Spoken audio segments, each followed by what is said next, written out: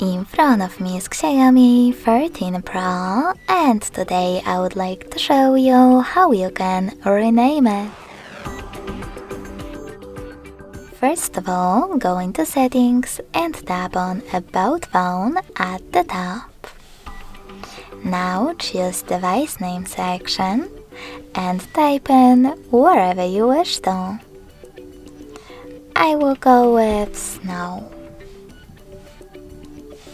When you're ready, you can save your changes by clicking on the check mark at the top right corner.